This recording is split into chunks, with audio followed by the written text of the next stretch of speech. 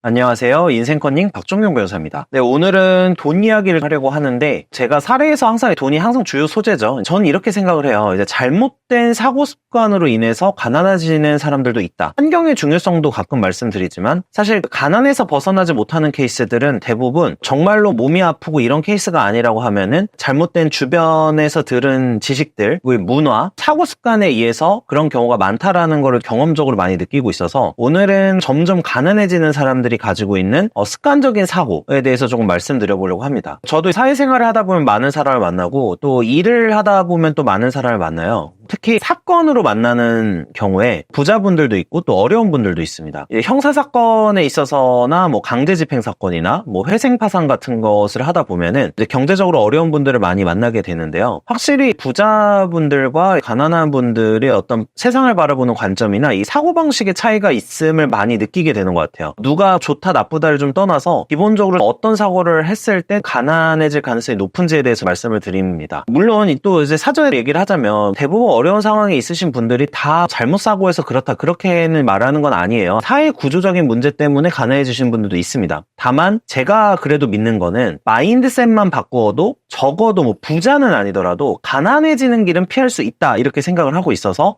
한번 말씀을 드려보도록 하겠습니다. 첫 번째는 필요와 욕망을 구분하지 못한다인데 저는 사실 소비에도 좋은 소비가 있고 나쁜 소비가 있다 이렇게 생각을 해요. 가령 제가 추구하는 소비는 어떤 거냐면 제가 제일 소중하게 생각하는 시간이라는 자원을 줄여주는 소비예요. 예를 들면 가전에서 건조기, 로봇 청소기, 식기세척기 이런 소비는 내가 실제로 집안일을 하는 시간을 줄여주고 이런 부분이 있죠. 일을 할 때도 마찬가지인데 업무 관련 어플을 사용한다든지 돈 주고 쓴다는 거죠. 이런 부분들은 시간을 절약해주기 때문에 저는 필요한 소비라고 생각을 해요. 그리고 이걸 통해서 얻는 것도 많고. 근데 제가 생각하는 가난해지는 분들이 보여주는 소비의 패턴은 주로 필요와 욕망을 잘 구분하지 못한다라는 거였어요. 근데 마케팅에서는 사실 필요해서 소비를 하는 시스템은 아니죠. 지금 자본주의 시스템이. 그러니까 필요에 따른 소비를 권장하는 게 아니라 기업들은 항상 사람들이 욕망하는 것에 대해서 판매를 하게 돼 있죠. 광고도 다 그런 식으로 하고요. 예를 들면 가전가구도 라이프 스타일 같은 어떤 느낌을 주면서 욕망을 자극하고요. 가령 이런 거예요. 이제 사치품을 예로 들면요. 사치품을 사는 거는 제가 생각하기에는 필요라기보다는 대부분은 다른 사람에게 인정받고 싶은 욕망을 사는 거라고 생각을 해요. 이게 무조건 나쁘다라는 건 아니에요. 부자이신 분들은 그럴 만한 또 여력이 되시니까 사셔도 되고. 근데 본질은 한번 생각을 해보자는 거죠. 이게 진짜 필요한 거냐 아니면 그냥 내가 다른 욕망을 충족하기 위해서 하는 거냐. 근데 제가 보기에는 인정욕구가 제일 크다고 생각을 해요. 그래서 만약에 이게 부자가 된 다음에 이렇게 하는 건 상관이 없지만 만약에 부자가 되기 전에 이렇게 한다면 이분들은 부자가 실제로 되는 거를 중요하다고 생각을 하기보다는 일단 내가 부자처럼 보여서 다른 사람들에게 인정을 받고 싶은 것이 중요하다 이렇게 생각을 한다는 거죠. 그래서 이게 필요보다는 욕망에 따른 어떤 소비를 하게 된다라는 거고 어느 정도 돈이 쌓이기 전에 소비를 하다 보면은 돈을 모을 수가 없어서 문제가 될 수도 있다 이렇게 말씀을 드리는 거고 조금 사고의 관점을 바꾸면요. 전 이렇게 생각을 해요. 만약에 아까 인정욕구가 문제라면 내가 주변 사람들에게 인정을 받는 사람이 되면은 소비로 인정받을 필요는 없어질지도 모른다 이렇게 생각을 해요. 사람들이 원하는 거는 나라는 사람을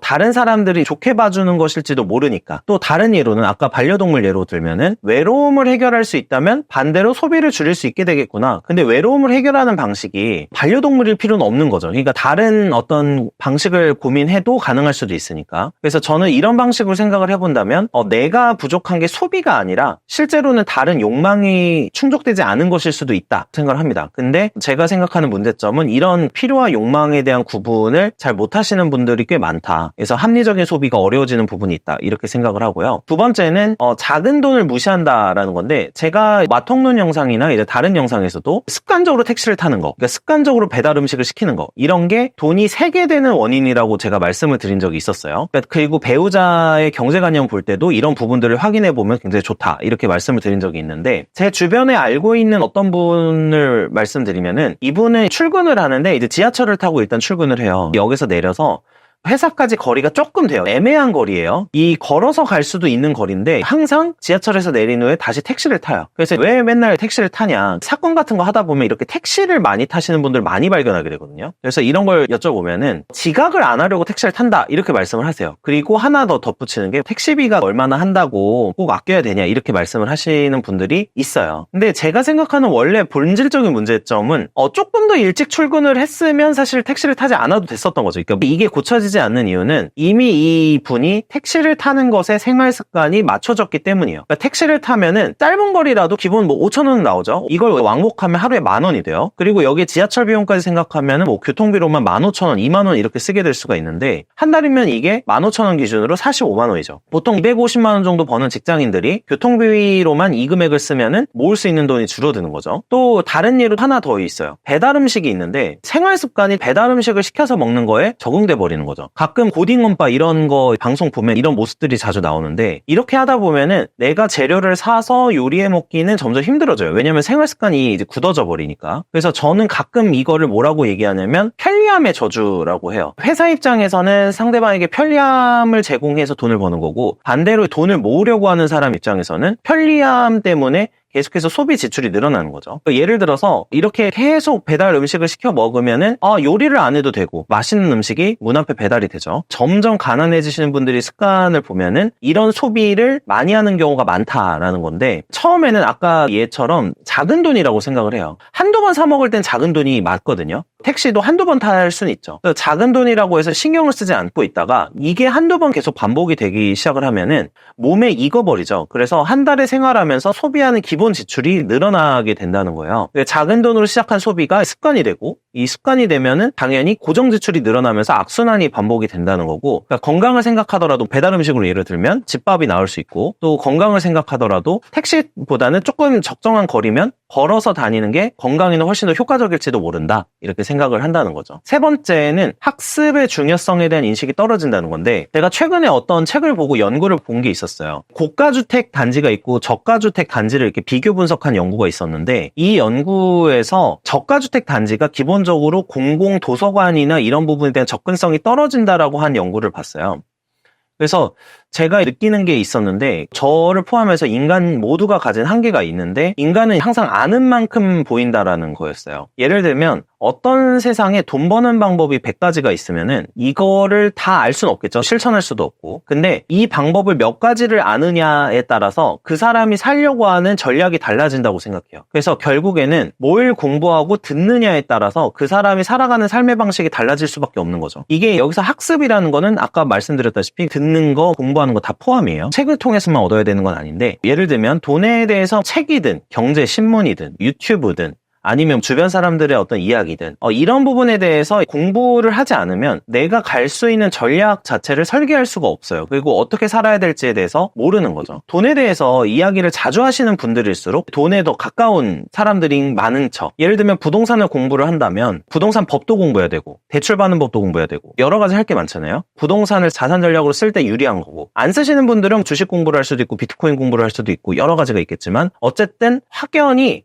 부에 대해서 먼 사람, 가난해지시는 분들은 이런 부분에 대해서 별로 학습의 중요성을 모르고 있다, 이렇게 생각을 들어요. 제가 가끔 술을 몇 번 마셨던 지인분이 있는데 이분이 그렇게 넉넉하진 않으세요. 근데 돈 걱정을 저한테 막 하세요. 이번 달에는 애들 사교육비네 어쩌고저쩌고 막 얘기를 하셔요. 그러면 제가 돈을 좀 벌 수 있는 스킬이나 방법을 조금 더 고민해보고 찾아보고 공부를 해봐야 되지 않느냐라고 하면은 그때는 동의를 하시는데 원래 생활로 돌아가요. 이제 공부를 잘 안 하시는 경우가 많다라고 생각이 좀 들고, 이게 상대적으로 그 사람이 선택할 수 있는 부의 전략도 달라지고 내가 모으거나 어떻게 살아가야 될지에 대한 생각도 달라질 수밖에 없다, 이렇게 생각을 하고 있습니다. 네 번째는 부자가 되고 싶지만 부를 부정적으로 본다라는 거예요. 누구보다 부자가 되고 싶은 사람들도 이상하게 한국은 부자를 볼 때 좀 부정적으로 보는 경향이 있죠. 실제로 나쁜 짓을 해서 부자가 되신 분도 있는데 아닌 사람들도 많다라는 부분을 꼭 말씀을 드리고 싶어요. 무언가를 부정적으로 보게 되면 이걸 배울 수가 없습니다. 인간의 구조상. 제가 교육 관련으로 얘기를 좀 드려보면은, 제가 교육 관련 책을 보거나 제 개인적 경험에서도 교육에 있어서 핵심은 가르치는 사람하고 배우는 사람의 학습 태도랑 유대감이라고 생각하거든요. 제가 예를 한번 들어보면은, 아마 이런 경험 해보신 분들이 있으실 거예요. 학교 다닐 때 어떤 선생님을 존경하거나 좋아하는 좋아하면 그 과목의 성적이 올라가는 경험. 선생님이 좋으면 당연히 그 과목에 대한 흡수력이 좋아져요. 공부도 하게 되는 부분도 있고 기본적으로 저 사람이 하는 말은 맞는 거야 이렇게 해서 스펀지처럼 빨아들일 가능성이 높아져요. 그래서 제가 가끔 공부법 물어보시는 분들한테 이런 얘기 드릴 때가 있어요. 제가 추천하는 방식이 결국에는 학생이 어떤 선생님한테 끌리게 만들어야 된다. 그래야지 성적이 향상되고 좋아질 가능성이 높아진다. 이렇게 조언을 하기도 하거든요. 근데 저는 이걸 부도 마찬가지라고 생각해요. 자신이 좋아하는 부자가 있으면 그 사람의 방법을 배우기도 쉽고 또 흡수력도 좋아지고 이렇게 되는데, 만약에 부 자체를 싫어하거나 어떤 부자를 싫어하면은 배울 수가 없게 되는 거죠. 그래서 보통 가난해지시는 분들은 내가 주변에 보고 배울 부에 대한 멘토가 없고 뭔가 배우려고 하는 부자에 대한 일단 부정적 인식이 강한 경우가 많은 것 같았어요. 좋아하는 사람이 부자면 당연히 그 사람을 좀 닮고 싶어지고 이렇게 될 텐데, 그렇지가 않으니까 계속 부정적으로 보고 배척하는 생각을 하다 보면은 그만큼 부에 대해서 배울 수가 없다 이렇게 생각이 든다는 거죠. 그래서 결과적으로는 가난해지지 않으려면 부를 부정적으로 봐서는 안 된다 이렇게 생각을 하고 이 부분을 좀 강조를 하는 편입니다. 네, 마지막 5번째는 건강관리를 안 한다라는 건데, 제가 이걸 따로 빼서도 영상으로 한번 할까 하다가 일단은 제가 넣긴 했거든요. 가난해지시는 분과 아닌 사람 극명하게 보이는 모습이 건강관리 부분이 있어요. 최근에도 영국에서 뉴스에서는 이렇게 얘기를 하더라고요. 부자 동네와 가난한 동네의 가장 결정적인 차이는 수명이다. 건강관리를 한다는 거를 생각을 해보면은 건강관리만큼 그 사람의 사고관을 보여주는 게 없다고 생각해요. 특히 삶을 좀 장기적 관점으로 길게 보고 있다는 하나의 증거가 되기도 하고요. 그리고 자기 통제력이나 그 사람이 살아온 인생 행적을 볼 수 있는 부분이라고 생각합니다. 제가 사건 얘기를 조금 하자면 형사사건으로 많이 만나는 게 술이에요. 주치폭력, 공무집행 방해 이런 게 범죄가 최근에는 천고형에 올라가고 있는데, 공무집행 방해는 술 취해서 파출소에서 난동을 부렸다. 아니면 술 취해서 누군가가 신고를 했는데 출동한 경찰한테 폭행이나 협박을 하고 행패를 부렸다 이런 거예요. 그래서 경찰이나 공무원에게 폭행 등을 할 때 술로서 발생하는 경우가 진짜 많거든요. 그래서 저는 이런 분들 이제 사건을 맡게 되면은 보통 그래도 저는 변호사니까 당연히 할 일을 제대로 해야 되잖아요. 그래서 양형주장이라고 해서 형을 좀 줄여드리기 위해서 노력을 해요. 이건 변호사의 의무니까. 그래서 동기 같은 걸 여쭤봐요. 왜 술을 드시게 됐는지 이런 걸 여쭤보는데, 그냥 대부분은 어떤 술을 어떤 이유가 있어서 드신다기보다는 습관적으로 술을 드세요. 특히 이제 50대, 60대 분들, 남자분들 중에 이런 분들 좀 있는데 건강이 좋지 않으신데도 불구하고, 왜냐면 양형주장할 때 보통 건강 관련 자료도 많이 봤거든요. 그래서 건강이 좋지 않은 상황임에도 불구하고 술을 먹고 이제 사고가 나는 경우를 형사사건에서는 되게 자주 접합니다. 그래서 형사 관련 사건에서 술이 발단이 되는 경우가 많은데, 사실 이제 술을 많이 드시는 분들이 건강 관리를 하시는 분들이라고 보기는 어렵겠죠. 물론 술을 정말 너무 좋아해서 술 먹기 위해서 운동하시는 분들도 있긴 있는데, 대체적으로는 나이가 조금 40대, 50대로 접어들수록 술자리를 그렇게 자주 가지면 건강관리가 안 될 수밖에 없어요. 그러니까 만약에 갖는다고 하더라도 대부분 업무의 연장선, 영업 같은 거나 아니면 평일에는 일을 해야 되니까 주말에 친구들과 한 잔 기울이는 정도일 텐데, 제가 사건으로 접하는 케이스들은 평일에 술을 드시고 사고가 많이 나요. 그러니까 건강관리를 하시는 분들은 아무래도 술과 거리를 둘 가능성이 높은데, 가난한 분들일수록 또 술을 많이 드시는 편이에요. 제 개인적 경험상으로는. 세상이 부정적이거나 절망할수록 사실 술을 많이 먹고 또 건강관리도 안 되니까 나중에는 결국에 의료비 문제, 이런 지출 문제로 인해서 더 가난해질 가능성이 높아지는 거죠. 그래서 건강관리를 하시는 분들이 대체적으로는 가난과는 거리가 머신 분들이 많았어요. 건강관리를 가난할수록 더 안 하는 부분들이 있고, 거기에 술이나 이런 부분도 많이 문제가 된다. 만약에 가난해지고 싶지 않다면 사실 이런 부분은 조금은 거리를 둬야겠죠. 물론 20, 30대 때 뭐 술을 드시고 이런 거야 여가도 즐기고 할 수 있는 건데, 적정하게 먹는 게 중요하죠. 적당하게. 근데 어쨌든 대체적으로는 이런 흐름 같은 게 있다라고 생각이 듭니다. 네, 오늘은 점점 가난해질 수도 있는, 그러니까 경제적으로 어려워질 수 있는 분들의 어떤 사고 습관이랄까, 이런 부분에 대해서 좀 말씀을 드렸는데, 이거를 반대로 하게 되면, 좋은 쪽으로 하게 되면은 제가 서두에서도 말씀드렸지만 가난에서 벗어날 수는 있다고 생각해요. 기본적으로 안 좋은 사고 습관을 교정하는 것만으로도 삶에 대한 관점도 바뀔 수 있고, 부자는 못 되더라도 적어도 가난한 삶을 살지는 않을 수 있지 않은가, 이렇게 생각을 하고 있어서 오늘 좀 컨텐츠를 찍어봤습니다. 참고로 제가 토요일마다 지금 라이브를 하고 있거든요. 그래서 혹시 관심 있으신 분들은 한번 시청해 주셔도 좋을 것 같습니다. 네, 시청해 주셔서 감사합니다.